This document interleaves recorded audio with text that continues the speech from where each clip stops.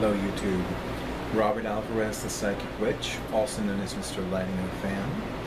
The current time is approximately 10:13 p.m. and the date is Tuesday, September 5th, 2017. Today, Mercury went direct in Leo, and tonight is the night before the full moon in Pisces. Ashe Imosha. I wanted to do something that I found out about on one of Two Spirits videos. If you have not already subscribed to Two Spirits channel, I absolutely highly recommend you do so.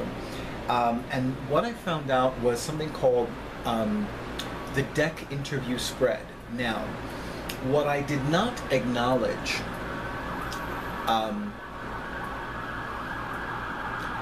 you know, living in a city.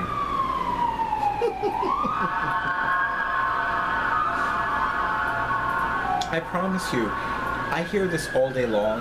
I do not notice this except when I'm recording a video. I could be taking a nap, I could be writing something, I could be watching a video, I could be doing something else, totally oblivious to it. But when I'm recording a video, it's like, you know, like what the hell? Anyway, all that being said, so what I now acknowledging, even though I was embarrassed to acknowledge it previously, was that I already knew about the blog that features the deck interview spread. In fact, I subscribed to it more than a year ago. Yeah. And I'm just like, oh my goddess, I know who this is. Little Red Tarot. And if you have not, and I'm going to include a link to her blog and a link to the deck interview spread. So what I'm doing in this video, and for the record, this video might be a little bit more than 20 minutes. I'm going to try to keep it under 20 if I can. But what I'm going to do with this video is I'm going to do the deck interview spread. And I'm going to do the deck interview spread. I'm seeing something very strange. That's why I have that look on my face. But here's what I'm going to do. So I printed out the questions for the deck interview spread. Since my round table is not set up for a reading, I'm going to make it a little bit easier for myself and lay out the cards. I might do two rows of three. Yeah, I'll do it like that. It is a 6-card spread. I'm going to read each question, and then I'm going to turn over a card. I've already shuffled the deck thoroughly, and I've already cut the deck. I'm being divinely guided to put the middle pile on top of the third pile, and then on top of the first pile. So that's that. And now I'm going to, because even though this is not a reading for an actual client, and I'm going to actually be looking back and forth, so I apologize in advance for that. Even though this is not an actual paid client's reading, I'm going to do what I normally do when I begin a reading, and that is say a prayer. And because I'm using a tarot deck, and because I'm using one of my personal favorite goddess-themed tarot decks, the Mythological Goddess Tarot, I am going to say a prayer to Isis Fortuna, who is the goddess of the Sacred Tarot, and I'm going to ask Isis Fortuna, goddess of the Sacred Tarot, I ask that you illumine my mind, my heart, and that this reading bring great clarity and illumination, not only to me, but to all those who watch this video of this deck interview spread using the Mythological Goddess Tarot, created by the late and great Sage Holloway, illustrated by the current and great Katherine Skaggs. And with that being said, here is the deck interview spread. My very first one, by the way. Okay, so tell me about yourself. What is your most important characteristic? Wow. And the card I pulled is the Ten of Fire, which is more commonly known as the Ten of Wands. So this tarot deck's most important characteristic for me at the time of this reading is to eliminate all obstacles and barriers, to eliminate and banish all burdens, and to make my body, mind, and soul as light and as peaceful as possible. And also to help me clear away the gunk and see through the gunk and not absorb the gunk. Okay. What are your strengths as a deck? Interesting. You know, that really is interesting because, yeah, okay, so it is the Two of Fire, and that is more commonly known as the Two of Wands, and its strength as a deck is helping me establish not only a greater partnership with the tarot in general, as well as this particular tarot deck, but also with all the divination systems I use. So through this deck, I'm going to establish a greater partnership with palmistry, runes, pendulum work, clairvoyance, my guardian angels, my spirit guides, my psychic guides, my Reiki guides, crystal castings, any other divination system that I learn, any other divination system that I use, etc. What are your limits as a deck? Interesting. It is the Five of Wind, no, excuse me, it is the Eight of Wind, more commonly known as the Eight of Swords. And it's funny because this is a tarot deck where all of the cards have subtitles. And the card's subtitle is Confusion. So it's interesting because what I'm getting from this card is basically saying that I need to deepen my connection with any divination system that I use. And what I'm getting from that is paying extra close attention to the messages I receive from Spirit, to the divinatory device that I'm using, whether it is tarot, oracle card decks, which would include Lenormand and divination decks, whether it's palmistry, whether it's runes, whether it's any other divination system that I use, that I'm going to learn, that I'm going to begin using, etc. And to pay extra close attention to what I feel and what I see and what I experience in my mind. It is a wind card, it is a swords card, so it has to do with paying close attention to the mental imagery, to the mental thoughts, to the mental ideas, to the realm of mind. Okay. What are you here to teach me? Okay. So in this tarot deck, the court cards are renamed.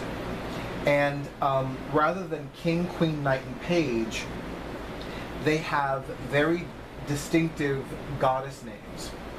And this is the Crone of Wind, or, and I will ask you to forgive me, I believe this is equivalent to the Queen of Swords.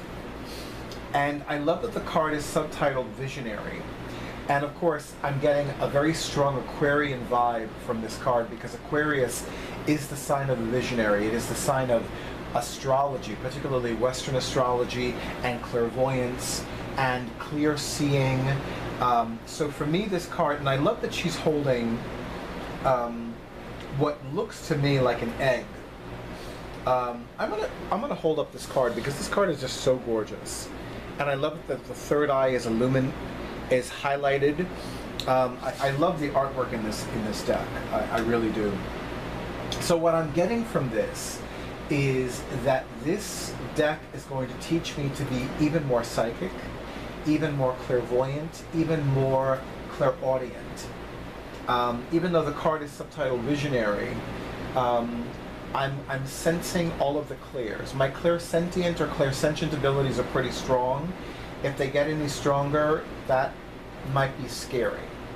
For you, not for me. Who knows, it might be a little scary for me. But I definitely get the sense that... Oh, I just noticed that. Here's the astrological glyph for Aquarius. I'm going to see if my awesome audio-visual person can can do a bit of a close-up on the astrological glyph for Aquarius.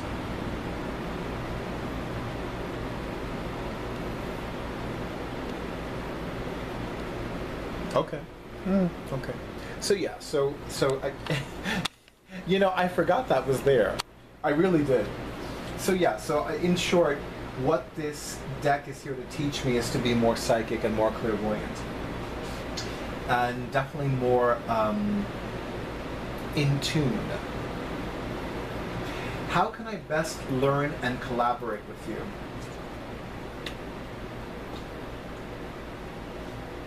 Okay. All right, so I just need to acknowledge this. So the deck is called the Mythological Goddess Tarot, meaning that it is representing and created with divine feminine energy. And so far, every card I have pulled corresponds to a fire sign, which is masculine polarity in Western astrology, or a wind, air sign, which is air, which is also masculine polarity in Western astrology. And the traditional imagery of these cards are wands and swords respectively. Phallic symbols, which are not feminine. Phallic symbols are masculine, you know, because they look like penises. They represent penises. And women don't have penises, last time I checked. So it's like, this is just really wild. So I'm looking at this like, okay, this is a very interesting reading with this deck. Okay, so the card is called Maiden of Wind, and I want to say this is equivalent to the Knight of Swords, which I find interesting because I've often looked upon the Knight of Swords as the card of the spiritual warrior in the Sacred Tarot. And the fact that it's called Maiden of Wind and subtitled Clarity just makes a lot of sense. I have a wonderful client who, believe it or not, is a born-again Christian.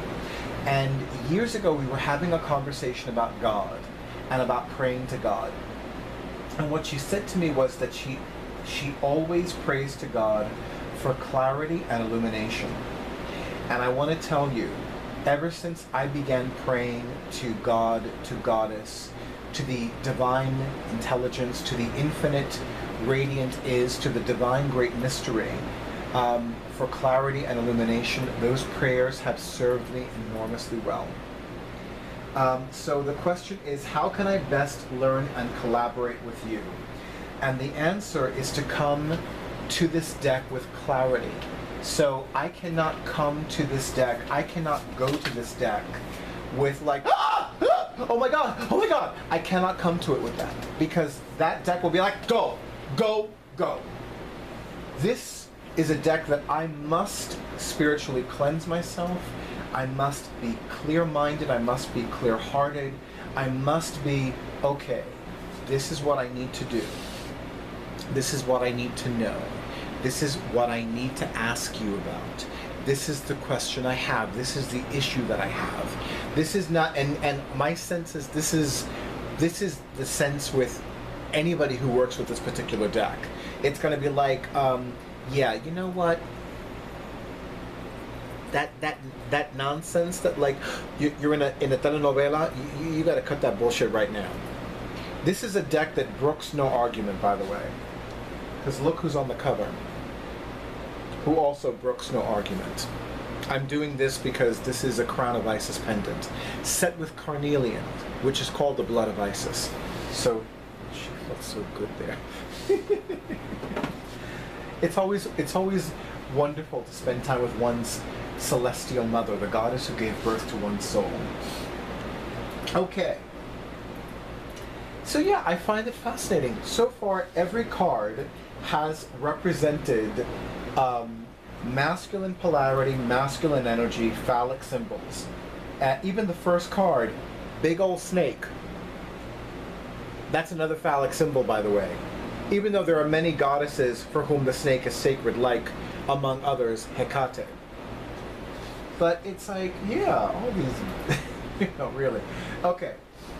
Question number 6. What is the potential outcome of our working relationship?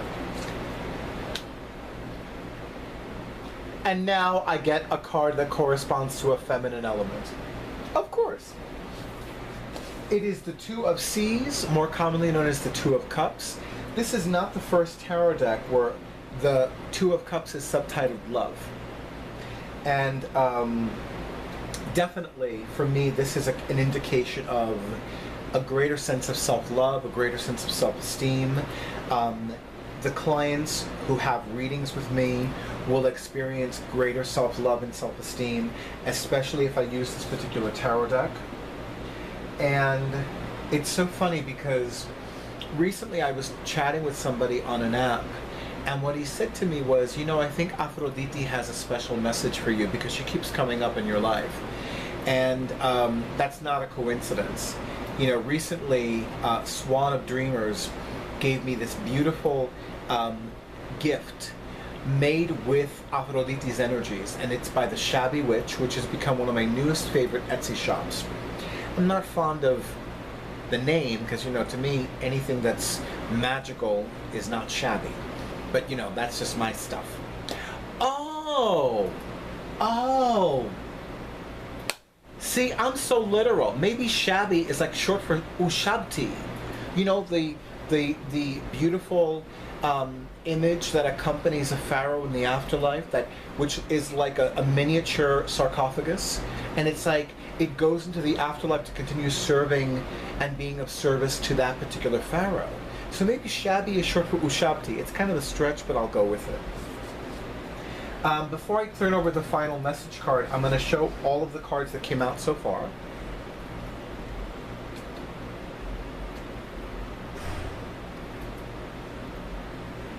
By the way, for those of you that prefer oracle card decks as opposed to tarot decks, I know for a fact that Katherine Skaggs is currently in the process of continuing and completing an oracle card deck. I am very excited about it, like massively. Oh, and this is the back of the card design. And the final message card is... yes, another phallic masculine polarity card. 5 of Fire, more commonly known as the 5 of Wands, and it is appropriately subtitled Conflict. And I love how you have 1, 2, 3, 4, 5 dragons that are intertwined. I happen to love dragons, by the way. I almost never work with them, but I know that I'm long overdue to work with them.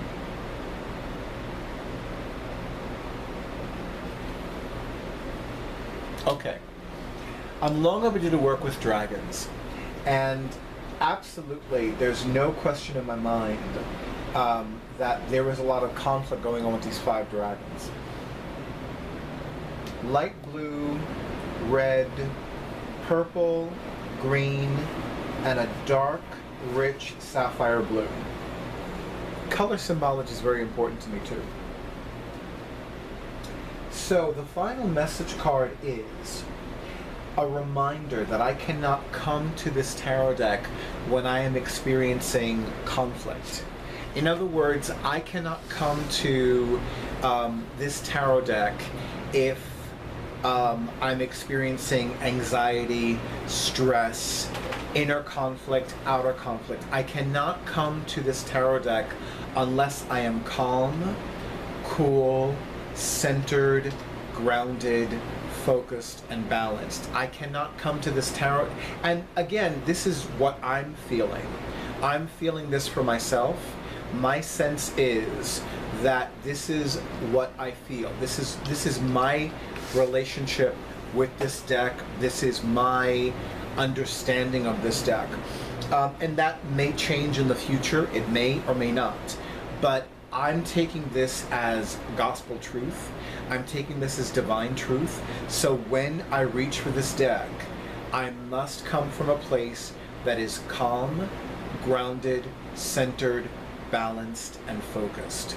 And then these 5 dragons will be set free from their self-imposed limitations and imprisonment.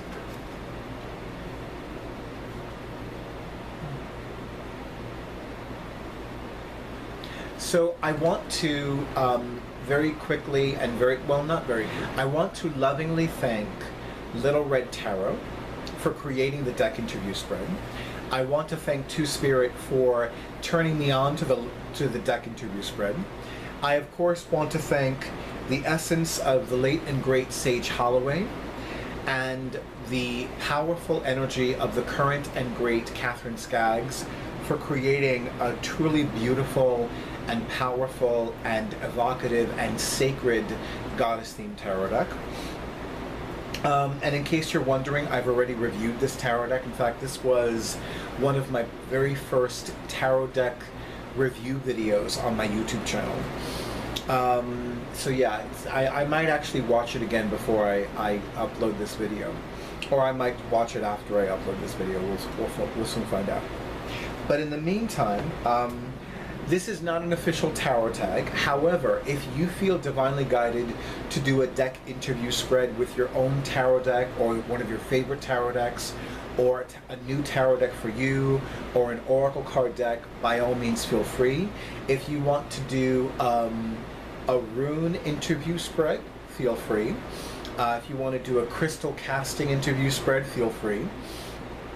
This could be a lot of fun. The possibilities are really endless with this, but it was specifically created for use with the tarot. Ironically, in the blog post on Little Red Tarot's blog, the tarot deck that she used is the Tarot of the Cat People. Now, as much as I love feline-themed tarot decks, and feline-themed anything really, you know, tarot decks, oracle card decks, divination decks, Instagram accounts, cozy mysteries, etc. I've never really felt drawn to the to the Tarot of the Cat People. I love the concept behind it. I love the artwork, but as a deck, it doesn't resonate with me. And I have periodically looked through this deck. I've gone to metaphysical stores where they have copies of the deck available to look through. I've visited websites like eclectic.net that will have images of the cards, and it doesed do it for me, which is a shame because it's one of the very first feline, if not the first feline-themed tarot deck to ever be published. And it's a beautiful deck, it really is, but it's just that I look at it and I'm, you know, and when I have that, you know, it's just like, you know, it's as Ember Honeyraven would say in her hashtag Tell Me Tarot, one of my pet peeves. You know, it's like artwork that doesn't resonate with me. It's like, but I know that, you know, I know that any card deck, any divination system, and any crystal will pick us. We don't pick them. It looks like we choose them, but it's the other way around in truth.